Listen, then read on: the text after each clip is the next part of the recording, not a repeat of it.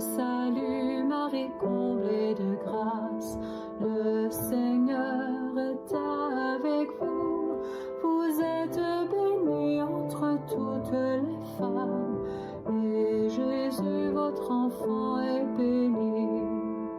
Em nome do Pai, do Filho e do Espírito Santo, neste momento que nós vamos iniciar mais uma aula, nesse nosso estudo sobre o livro do Apocalipse, invoquemos a proteção e assistência do Espírito Santo, que abra nossa mente, nosso coração, sobretudo nos iluminando para que nós possamos compreender corretamente aquilo que foi revelado neste livro do Apocalipse.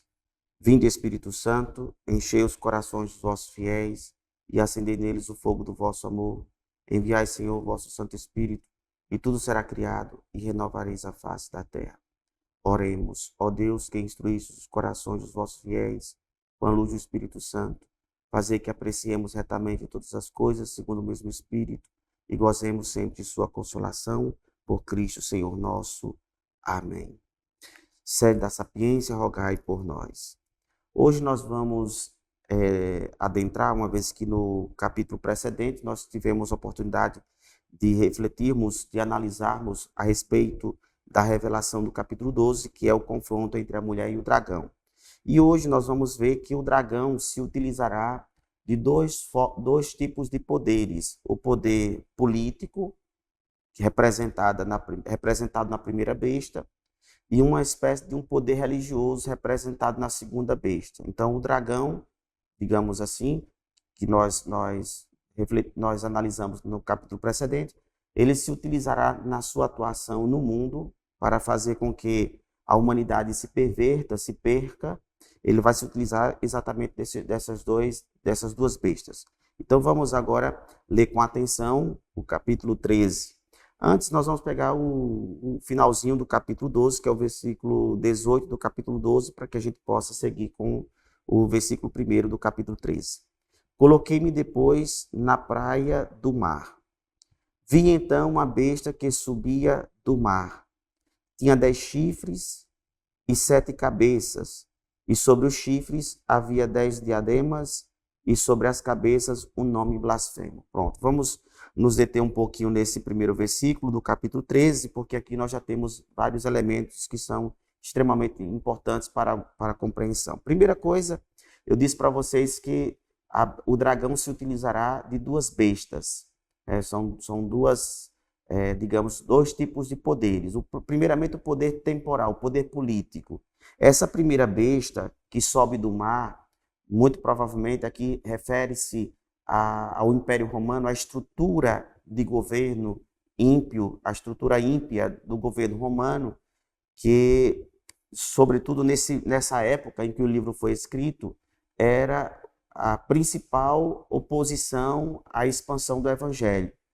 E dificilmente nós nos lembramos que Roma, a cidade de Roma, que era a capital do Império, era uma cidade litorânea. Inclusive, o grande porto de Ostia era a grande porta de entrada de todas as mercadorias, toda a riqueza que vinha das províncias para a capital do Império, que era Roma. Por isso que aqui o início do capítulo mostra João vidente sendo postado junto à praia do mar, provavelmente em alusão a este portão, esta porta de acesso, de entrada à capital do Império, que é Roma. Ele diz: vi surgir uma besta, e esta besta tinha 10 chifres. Eu já mencionei anteriormente, quando eu estava refletindo, quando eu estava explicando para vocês os 7 chifres que ostentava, que o cordeiro ostentava. Eu explicava naquela ocasião que os chifres na Bíblia significa símbolo do poder. Inclusive, os animais que são dotados com este elemento, os chifres são, na realidade, as armas de defesa e de ataque, naturalmente. São com esses elementos que os animais que são dotados de chifres atacam, mas também se defendem. E naquela ocasião, quando eu falava a respeito do cordeiro com 7 chifres, eu dizia que o numeral 7 sétimo significa a perfeição, portanto, os 7 chifres do cordeiro representava a onipotência, né? Aquele que tinha a plenitude do poder. E aqui nós vamos perceber que esta besta tinha 10 chifres. Eu já expliquei para vocês também que o aspecto simbólico dos numerais não significa exatamente, por exemplo, o fato de o cordeiro ter 7 chifres e a besta ter 10, na nossa cabeça 10 é maior do que 7, na matemática, né? 10 é maior do que 7, então a besta teria mais poder do que o cordeiro. Mas não funciona bem assim no que diz respeito à significação, à simbologia dos números. Uma vez que o numeral o 7 é perfeição, 10º não se trata de perfeição, embora matematicamente seja superior. Nesse caso aqui, essa lógica matemática não vai ser aplicada. O cordeiro, ele tem 7 chifres, e nesse sentido, pelo fato de o numeral 7 significar a plenitude do poder, ele é mais poderoso, obviamente, do que esta besta. No entanto, essa besta que emerge das águas, que emerge do mar, ela é uma besta muito poderosa. E ela, com o seu poder, subjuga o mundo através do grandioso exército imperial, que de fato naquela época quase todo mundo habitado, quase todo mundo conhecido estava sob o domínio e sob o governo, sobre o poderio militar, político e religioso de Roma. Então essa besta, ela tem 10 chifres e 7 cabeças. Aqui é interessante que nesse sentido aqui, o numeral 7 se equipara, digamos assim, ao numeral 7 dos 7 chifres do cordeiro. Mas nesse caso aqui, esse numeral 7, representando as 7 cabeças desta besta, normalmente ela é interpretada de 2 formas. Primeiramente, estariam aludindo às 7 colinas de Roma.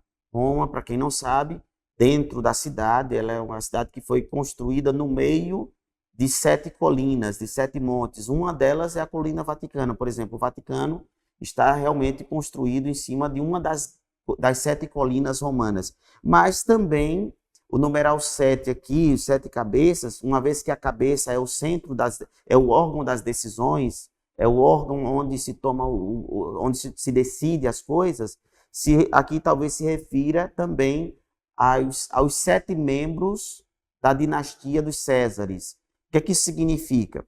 Veja só, a dinastia dos Césares começou ali um pouco antes do nascimento de Jesus, com a habilidade militar e a habilidade política de Júlio César. Com Júlio César começa um governo, digamos, autoritário, autocrático, porque Roma era uma república democrática, digamos assim. Em Roma, naquele tempo, acreditem ou não, mas já havia um sinal de democracia, porque o Senado era composto por meio de votação. Dentro do Senado romano havia a escolha de dois governantes, que eles teriam poder executivo dentro da estrutura imperial. Quando Júlio César foi eleito para poder ocupar a função de tribuno, ele deu um golpe de Estado e ele conseguiu se firmar como sendo o ditador. Então, nós podemos dizer que Júlio César foi o primeiro ditador que daria início ali, que principiaria uma reviravolta na política interna e de governo imperial. Começa a partir de Júlio César uma sucessão de vários imperadores autoritários que tinham poder concentrado em torno deles, e essas 7 cabeças aqui, que essa besta aqui, essa imagem aqui que é representada por 7 cabeças representariam os 7 membros da dinastia dos Césares. Vamos lá. Primeiro, Júlio César. Segundo, Augusto César. Terceiro, Tibério César. Quarto, Cláudio. Quinto, Calígula. Sexto, Nero. E sétimo, Tito. Então, nós teremos aí uma sucessão de 7 imperadores, e eles teriam sobre si, sobre seus ombros, a responsabilidade sobre o destino de toda a humanidade que estava curvado diante do poderio militar e político de Roma. Inclusive, como eu mencionei já, essa estrutura, essa máquina imperial, essa máquina autoritária, ela foi direcionada na época que o Apocalipse foi escrito para perseguir os cristãos. Nesse período que o Apocalipse foi escrito, muitos cristãos foram encarcerados, muitos cristãos foram expostos em situações de martírio, de situações em que eles eram massacrados em arenas esportivas, devorados por feras. Então, essa besta que sobe das águas, sobe do mar, representa o poder, um poder tirânico e opressor que se coloca visceralmente contra a expansão do evangelho. Então, se nós vimos no capítulo 12 que houve uma batalha entre a mulher e o dragão, e esse dragão foi derrotado, mas ele reage exatamente fazendo levantar esse poder tirânico que seria a máquina imperial, para poder guerrear contra os cristãos. Então, nós podemos aqui, a partir dessa simbologia, identificar claramente esses elementos aqui que eu acabei de apresentar para vocês. Logo em seguida, João ele começa a descrever mais características da besta. Então, vamos ver o que ele diz no versículo 2. A besta que vi parecia uma pantera. Os pés, contudo, eram como os de urso e sua boca como mandíbula de leão. Então, aqui ele apresenta mais como elemento de comparação. Então, nós temos que entender aqui que se trata de um elemento simbólico. Na verdade, essa besta, como eu falei para vocês, é apenas um símbolo do poder imperial. Ele apresenta características de três animais ferozes, né, silvestres, que ocupam o topo da cadeia alimentar em seus habitats naturais, que é a pantera, que é um animal extremamente ágil. Aqui, mais uma vez, aqui fazendo alusão, digamos, a toda a força militar imperial, agilidade e astúcia militar imperial. Depois, tem os pés de urso, que é outro animal que é topo da cadeia alimentar. E, por fim, a mandíbula, ou seja, o poder destrutivo de um leão. Então, vamos lá. Essa besta tem a agilidade de uma pantera, tem a força para esmagar de um urso e a capacidade destrutiva de um leão. Então, aqui são três elementos que endossam toda a máquina imperial de domínio que subjuga toda a humanidade. E o dragão lhe entregou o seu poder. Então, o João está dizendo aqui que toda essa força, todo esse poderio exercido pela estrutura imperial é um poderio que foi dado pelo dragão. Como nós já vimos, esse dragão é a antiga serpente que se chama Diabo e Satanás. Inclusive, se a gente observar bem, quando Jesus foi submetido à provação lá no deserto, tem um momento lá que o diabo leva Jesus para a parte mais alta do templo e ele diz assim: se tu se prostrares diante de mim, todos os reinos do mundo, todo o poder do mundo te darei, porque tudo me foi confiado. Veja que aqui o Apocalipse confirma, reforça esta afirmação, essa declaração que o Satanás apresenta diante de Jesus, sugerindo que Jesus se curvasse para adorá-lo, porque ele tinha o poder dos reinos, o poder da terra, a glória deste mundo. E aqui esta glória foi colocada nas mãos ímpias destes homens que tinham um poder autoritário e que, portanto, exerciam esse poder autoritário, inclusive com a posição, a função de perseguir e de matar os cristãos. Uma de suas cabeças parecia mortalmente ferida. Aqui há muita discussão, porque se eu mencionei que as 7 cabeças são os 7 membros da dinastia da família César, ou seja, os sucessores dos Césares, né, da família dos Césares, uma delas estaria mortalmente ferida. Aqui existe muita discussão quanto a isso. Acredita-se que na antiguidade, não sei se vocês sabiam disso, mas Nero, que foi um dos piores, dos mais sanguinários imperadores de Roma, ele se suicidou. Ele praticou suicídio porque ele percebeu que seria assassinado, seria apreendido e seria assassinado, preso, depois assassinado, ele mesmo pratica o suicídio. E segundo acreditava-se, Nero retornaria por algum fator, segundo as crenças populares pagãs de Roma, haveria uma espécie de retorno desse imperador. Então, essa cabeça que estava mortalmente ferida, mas que voltou a viver, alguns acreditam que seja uma alusão a essa crença de que Nero voltaria. Outros acreditam também que pode ser, inclusive, a traição do próprio César, porque César foi traído também, Júlio César, né? Enfim, significa aqui claramente que um ponto que abalou, um elemento que abalou a estrutura imperial, mas que não foi suficiente para fazer derrubar, para fazer ruir toda a estrutura. Uma de suas cabeças parecia mortalmente ferida, mas a ferida mortal foi curada. Cheia de admiração, a terra inteira seguiu a besta e adorou o dragão por ter entregue a autoridade à besta, e adorou a besta, dizendo: quem é comparável à besta e quem pode lutar contra ela? Foi-lhe dada uma boca para proferir palavras insolentes e blasfêmias, e também poder para agir durante 42 meses. Pronto, aqui nos encontramos mais uma vez diante de um número. 42 meses equivale a 3 anos e meio. 3 anos e meio é a metade de 7 anos. Portanto, significa que este poder que foi dado ao império, a esta besta, é um poder limitado, que teria um tempo determinado. Inclusive, nós sabemos que, de fato, o Império Romano caiu, sucumbiu e nunca mais foi erguido.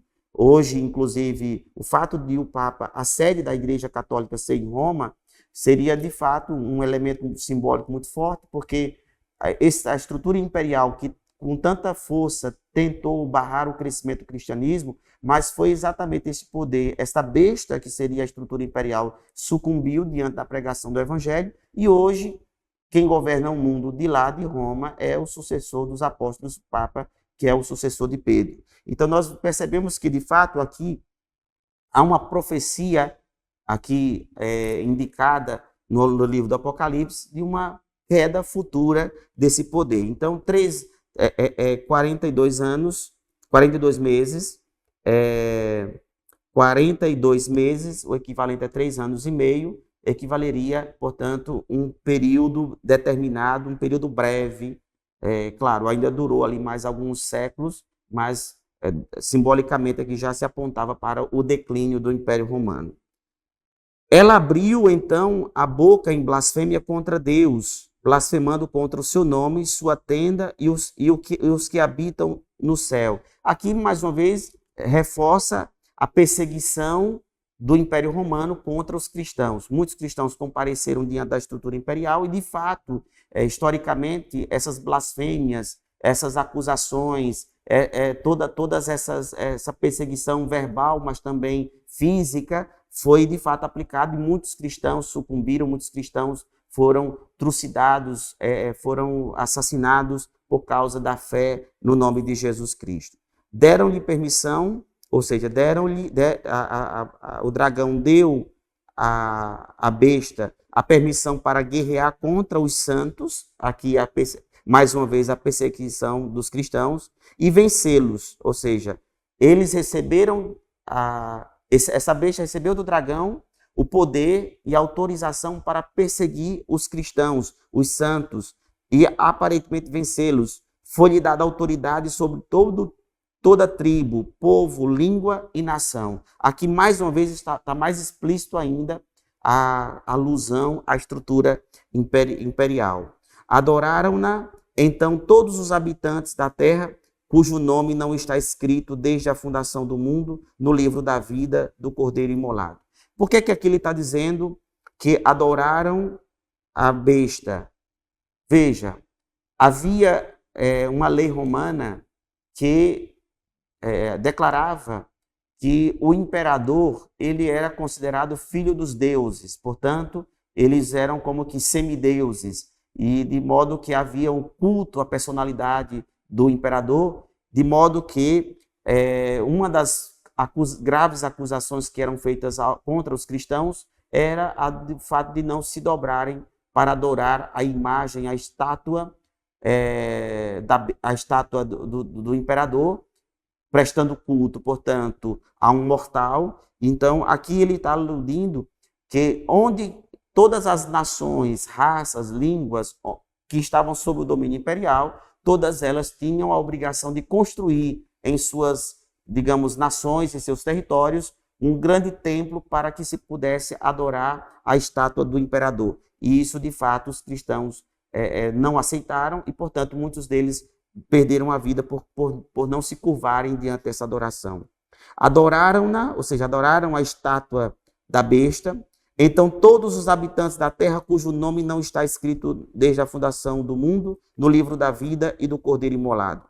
Se alguém tem ouvidos para ouvir, ouça. Né? Aqui termina com uma expressão típica de Jesus. Jesus, quando ele contava algumas parábolas, normalmente ele terminava com esse refrão. Se alguém tiver ouvido, ouça. Ou seja, aqui o vidente, João, ele está fazendo com que a comunidade receptora do livro do Apocalipse atentassem para o valor simbólico do que ele tinha acabado de afirmar, né? Que ele estava se referindo aqui ao culto à pessoa do imperador. Se alguém está destinado à prisão, irá à prisão. Se alguém deve morrer pela espada terá de morrer. Nisso se firma a perseverança e a fé dos santos. Ou seja, o que João está dizendo aqui é que aqueles que são cristãos permaneçam firmes. Se tiver destinado ao martírio, seguirá para o martírio e que ele não deverá, de fato, temer a espada, não deverá temer a prisão, não deverá temer as torturas, porque, na realidade, no final, todos eles triunfarão. Agora, na segunda metade do capítulo 13, vai falar agora sobre o profeta que estará a serviço da besta, que aqui seria um elemento, uma personalidade religiosa que vai agora contribuir para o domínio da besta, que seria o imperador, né? A figura do imperador. Vi depois outra besta sair da terra. Tinha 2 chifres como um cordeiro, mas falava como um dragão. Ou seja, ela tinha um poder, mas não era um poder similar ao da besta. Era um poder inferior. No entanto, ele tinha uma certa influência. Esse profeta, ou seja, esse falso profeta, teria um poder e, portanto, estava a serviço também da besta. Falava semelhantemente à besta, ou seja, enganava como a besta. Toda a autoridade da primeira besta, ela a exerce diante desta, e faz com que a terra e seus habitantes adorem a primeira besta, cuja ferida mortal fora curada. Ela opera grandes maravilhas, até mesmo a de fazer descer fogo do céu sobre a terra, à vista dos homens. Graças às maravilhas que lhes foi concedida realizar em presença da besta, ela seduz os habitantes da terra, incitando-os a fazerem uma imagem em honra da besta, que tinha sido ferida pela espada, mas voltou à vida. Eu vou terminar de ler aqui, aí depois farei um comentário geral sobre o profeta a serviço da besta. Foi-lhe dado até mesmo infundir o espírito à imagem da besta, de modo que a imagem pudesse falar e fazer com que morresse todos os que não adorassem a imagem da besta. Faz também com que todos, pequenos e grandes, ricos e pobres, livres e escravos, recebam a marca na mão direita ou na fronte, para que ninguém possa comprar ou vender se não tiver a marca, o nome da besta ou o número do seu nome. Aqui é preciso discernimento. Quem é inteligente, calcule o número da besta, pois é um número de homem. Seu número é 666, ou 666. Então, vamos lá. Eu falei para vocês da besta, que seria a estrutura imperial, que tinha 7 cabeças, ou seja, os 7 imperadores romanos, na sequência, né? Um vai morrendo, o outro vai assumindo no lugar. Mas depois aparece um falso profeta, e esse falso profeta está a serviço desta besta, que seria o império. Muito se discute sobre a identidade dessa besta. Um fato que parece ser lógico e indiscutível é que se trata de uma personalidade religiosa. Seria uma figura religiosa. Alguns até sugerem que se tratasse de uma ameaça mais grave pelo fato de se tratar de alguém que teria saído de dentro do meio dos cristãos. Seria alguém que tinha apostatado, ou seja, tinha praticado apostasia e que teria aderido a alguma heresia incipiente naquela ocasião. Entre as duas mais conhecidas eram os nicolaítas e também os que praticavam que agora fugiu da minha cabeça, daqui a pouco eu lembro. Então, os nicolaítas, que era uma heresia que estava ganhando muita aceitação, estava ganhando muita adesão em alguns âmbitos cristãos. Então, acredita-se que esse falso profeta teria um poder de arrastar e de seduzir e até mesmo de provocar um estrago ainda maior do que em relação, quando se compara com propriamente a besta que matava os cristãos, porque ela ameaçava por meio do engano, por meio da heresia, porque não era totalmente vista em primeiro momento como inimigo, mas que através da sedução, através do engano, lembrei da outra heresia, o gnosticismo, que eram as duas grandes heresias do final do primeiro século. Então, acredita-se que se tratava de alguém que saiu daqui. Alguns dizem, inclusive, que se tratava de um dos 7 diáconos que são mencionados lá no livro dos Atos dos Apóstolos. O último dos 7 diáconos se chamava Nicolau.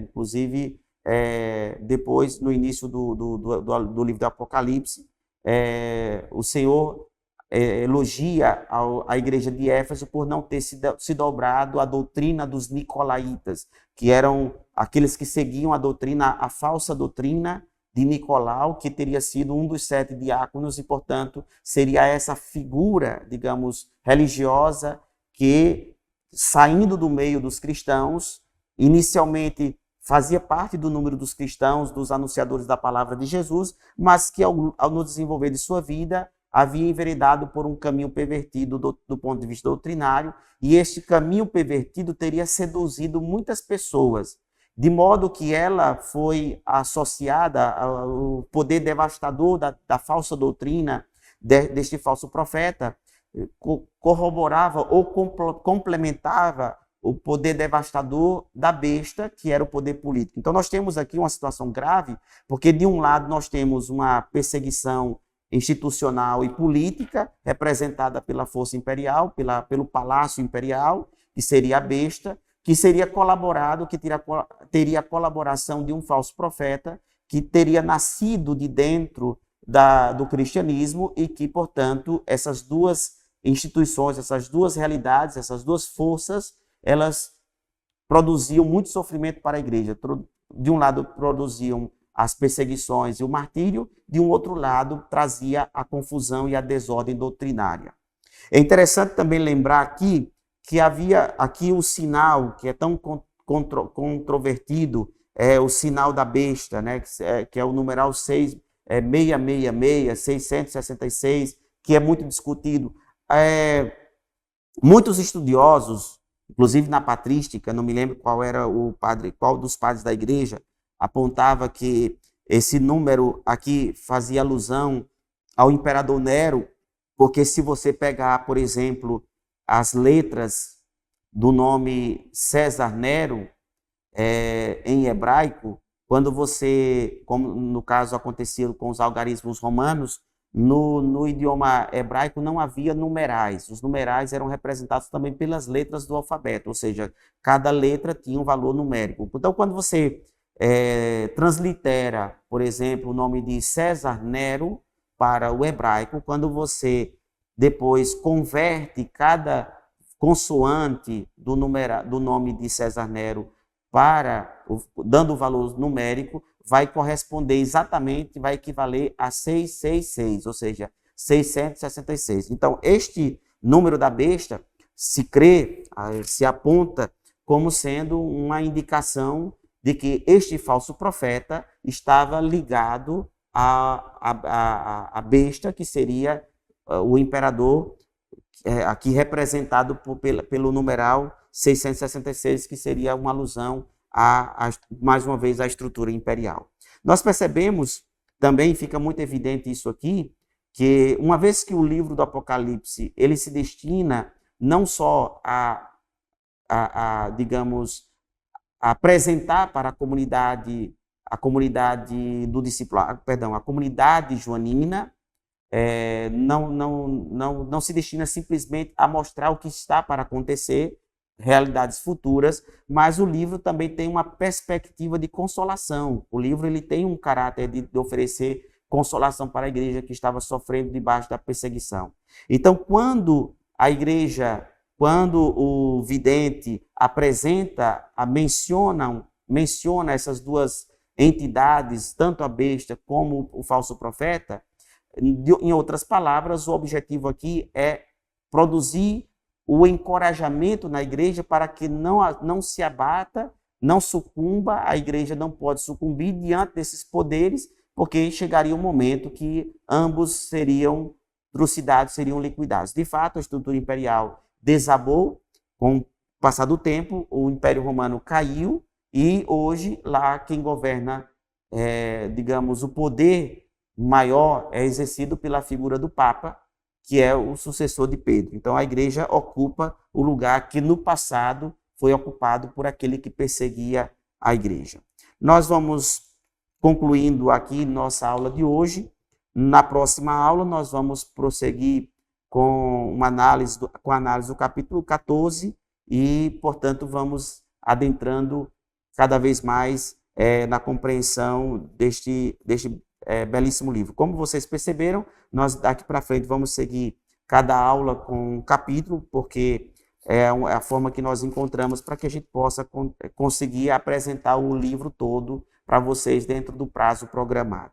Então, nós agradecemos pela paciência e pelo esforço de vocês de acompanhar de casa essa nossa caminhada rumo à compreensão deste livro, que é um livro que enche não só na piedade o nosso coração, mas também que nos ajuda na compreensão teológica a respeito da revelação do Senhor. Até o próximo encontro. Sainte Marie, Mère de Dieu, priez pour nous, pauvres pécheurs.